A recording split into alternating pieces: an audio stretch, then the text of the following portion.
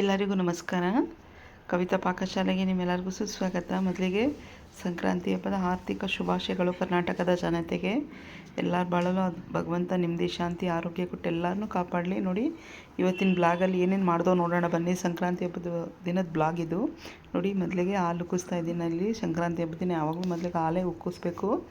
ಸಾಂಬಾರು ಮಾಡೋಕ್ಕೆ ತಪ್ಪಲೆ ಇಟ್ಟಿದ್ದೀನಿ. ನೋಡಿ, ಇದು ಅವರೆಕಾಯಿ ಸುಮಾರು 1 kg ಜಾಸ್ತಿ ಇದೆ. ಇದ್ಕಿರೋ ಅವರೆಕಾಯಿ ನೋಡಿ. ಪಾತ್ರೆಗೆ ನಾನು ಎಣ್ಣೆ ಹಾಕ್ಕೊತಾ ಇದ್ದೀನಿ. ಎಣ್ಣೆ ಬಿಸಿಯಾಗಲಿ. ಏನಕ್ಕೋಸ್ಕರ ಅಂದರೆ ಸಾಂಬಾರು ಮಸಾಲೆಗೋಸ್ಕರ, ಅಂದರೆ ಸಾಂಬಾರಿಗೆ ಖಾರ ರುಬ್ಬಕ್ಕೋಸ್ಕರ. ನೋಡಿ, ಈರುಳ್ಳಿ ಒಂದು 4 ಈರುಳ್ಳಿ ಇದೆ, ಮೀಡಿಯಮ್ ಸೈಜು. ಚೆನ್ನಾಗಿ ಫ್ರೈ ಆಗಬೇಕಾಗುತ್ತೆ. ಇದೀಗ ಒಂದೊಂದೇ ಹಾಕ್ಕೊಂಡು ಚೆನ್ನಾಗಿ ಫ್ರೈ ಮಾಡ್ಕೊಳ್ಳೋಣ. ಸಾಂಬಾರು ಇದು ಮಸಾಲೆಗೋಸ್ಕರ. ನೋಡಿ, ಶುಂಠಿ ಬೆಳ್ಳುಳ್ಳಿ 1.5 ಇಂಚು ಶುಂಠಿ, ಬೆಳ್ಳುಳ್ಳಿ ಒಂದು 20 ಎಸಲಿದೆ. ಖಾರದ ಮೆಣಸಿನ್ಕಾಯಿ 3 ಬ್ಯಾಡಗೆ ಮೆಣಸಿನ್ಕಾಯಿ, ಒಂದು 6ರಿಂದ 7 ಖಾರದ ಮೆಣಸಿನ್ಕಾಯಿ ಇದೆ. ನೀವು ನೋಡ್ತಾ ಇರ್ಬೋದಲ್ಲ. ಚೆನ್ನಾಗಿ ಫ್ರೈ ಆಗಲಿ. 1 ಪೀಸ್ ಚಕ್ಕೆ, 6ರಿಂದ 7 ಲವಂಗ ಹಾಕ್ಕೊಳ್ಳೋಣ. ಈಗ ನೋಡಿ, 1 ಪೀಸ್ ಚಕ್ಕೆ ಹಾಕ್ಕೊತಾ ಇದ್ದೀನಿ. 6ರಿಂದ 7 ಲವಂಗ ಹಾಕ್ಕೊಳ್ಳೋಣ. ಚೆನ್ನಾಗಿ ಫ್ರೈ ಆಗಲಿ. ಇದೆಲ್ಲ ಈ ಥರ ಫ್ರೈ ಮಾಡಿ ಹಾಕೋದ್ರಿಂದ ಹಸಿ ಸ್ಮೆಲ್ ಸ್ವಲ್ಪ ಕಮ್ಮಿ ಆಗುತ್ತೆ, ಚೆನ್ನಾಗಿರುತ್ತೆ ಸಾಂಬಾರು. ನೋಡ್ತಾ ಇರ್ಬೋದಲ್ಲ. ಚಿಟಿಕೆ ಅರಿಶಿನ ಹಾಕ್ಕೊಳ್ಳೋಣ. ಚೆನ್ನಾಗಿ ಫ್ರೈ ಆಗುತ್ತೆ. 3 ಟೊಮೆಟೊ ಇದೆ, ಇದು ಮೀಡಿಯಮ್ ಸೈಜು. ಈ ಟೊಮೆಟೊ ಕೂಡ ಚೆನ್ನಾಗಿ ಮೆತ್ತಗೆ ಆಗಬೇಕು. ಇವಾಗ ನೋಡಿ, ಫ್ರೆಶ್ ಕೊತ್ತಂಬರಿ ಸೊಪ್ಪು ನಾನು ತೊಳೆದು ಹಾಗೆ ಹಸಿದು ಹಾಕೋತಾ ಇದ್ದೀನಿ. ಈಗ ಅದೇ ಪಾತ್ರೆಗೆ ಸಾಂಬಾರು ಈರುಳ್ಳಿ ಎಲ್ಲ ಫ್ರೈ ಮಾಡ್ಕೊಂಡಿರೋ ಪಾತ್ರೆಗೆ ಇನ್ನೊಂದು ಸ್ವಲ್ಪ ಎಣ್ಣೆ ಹಾಕ್ಕೊಳ್ಳೋಣ. ಎಣ್ಣೆ ಹಾಕ್ಕೊಂಡು ಒಂದು ಅರ್ಧ ಈರುಳ್ಳಿ ಹಾಕ್ಕೊಳ್ಳೋಣ.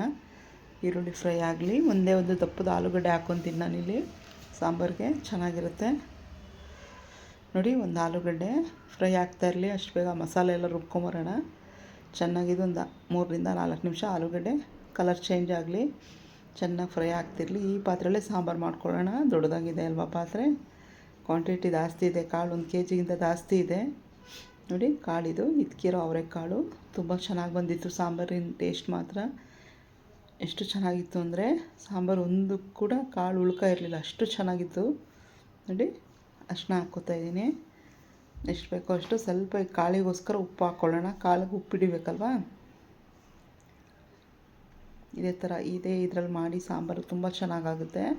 ಈಗ ಮಸಾಲೆ ಏನಿದೆಯೋ ನೋಡಿ, ಈ ಥರ ರುಬ್ಕೊಂಬಂದಿದ್ದೀನಿ ಪೇಸ್ಟಾಗೆ. ಇದನ್ನು ಹಾಕ್ಕೊಂಬಿಡೋಣ. ಈಗ ಈರುಳ್ಳಿ, ಟೊಮೆಟೊ, ಶುಂಠಿ, ಬೆಳ್ಳುಳ್ಳಿ ಏನಿತ್ತು ಅದೆಲ್ಲ ರುಬ್ಕೊಂಬಂದಿದ್ದೀನಿ. ಚಕ್ಕೆ ಲವಂಗ ಎಲ್ಲ. ಈಗ ತೆಂಗಿನಕಾಯಿ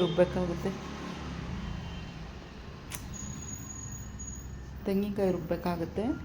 ರುಬ್ಕೊಂಬಿಡೋಣ. ನೋಡಿ, ಪೀಸಸ್ಸಾಗಿ ಮಾಡ್ಕೊಂಡಿದ್ದೀನಿ ನಾನು ತೆಂಗಿನಕಾಯಿನ. ನೀವು ನೋಡ್ತಾ ಇರ್ಬೋದಲ್ಲ. ಸ್ವಲ್ಪ ಜೊತೆ ಗಸಗಸೆನೂ ಹಾಕ್ಕೊಂಡಿದ್ದೀನಿ ನಾನು.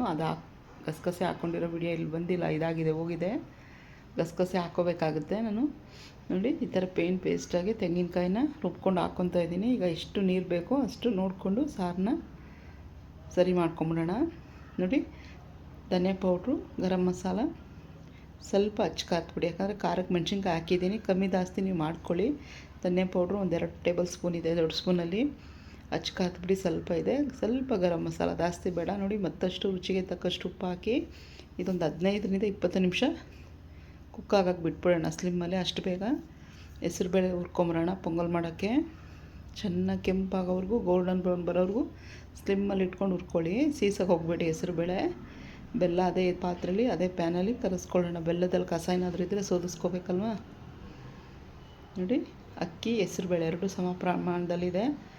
ಹೆಸರುಬೇಳೆ ಸ್ವಲ್ಪ ಜಾಸ್ತಿ ಕಮ್ಮಿ ಮಾಡೋಕ್ಕೆ ಹೋಗ್ಬೇಡ್ದು. 2 ಸಮ ಪ್ರಮಾಣದಲ್ಲಿ ಹಾಕಿದ್ರೆ ಪೊಂಗಲ್ ತುಂಬ ಚೆನ್ನಾಗಿ ಬರುತ್ತೆ. ಇದೊಂದು 3ರಿಂದ 4 ವಿಸಿಲ್ ಬರಲಿ. ಅಷ್ಟು ಬೇಗ ಡ್ರೈ ಫ್ರೂಟ್ಸ್ ಎಲ್ಲ ಫ್ರೈ ಮಾಡ್ಕೊಳ್ಳೋಣ ತುಪ್ಪದಲ್ಲಿ. ನೋಡಿ, ಈ ಥರ ಬೆಣ್ಣೆ ಥರ ಬೆಂದಿತ್ತು. ಅಕ್ಕಿ, ಹೆಸರುಬೇಳೆ 2 ಚೆನ್ನಾಗಿ ಬೆಂದಿತ್ತು. ಇನ್ನೊಂದು ಬೇರೆ ಪಾತ್ರೆಗೆ ಟ್ರಾನ್ಸ್ಫರ್ ಮಾಡಿಕೊಂಡು, ನೋಡಿ, ಬೆಲ್ಲ ಸೋದಿಸ್ಕೊಂಡು ನಾನು ಇಟ್ಕೊಂಡಿದ್ದೆ. ಇದನ್ನೆಲ್ಲ ಈಗ ಚೆನ್ನಾಗಿ ಮಿಕ್ಸ್ ಮಾಡಿಬಿಡೋಣ. ನೋಡಿ, ತುಪ್ಪ ಕರಗಿದೆ. ಡ್ರೈ ಫ್ರೂಟ್ಸ್ ಎಲ್ಲ ಹಾಕ್ಕೊಂಡು ಚೆನ್ನಾಗಿ ಫ್ರೈ ಮಾಡ್ಕೊಳ್ಳೋಣ. ಏಲಕ್ಕಿ ಪುಡಿನೂ ನಾನು ಇದಕ್ಕೆ ಹಾಕ್ತೀನಿ, ಚೆನ್ನಾಗಿ ಅದಕ್ಕೆ ಘಮ ಬಿಡುತ್ತೆ.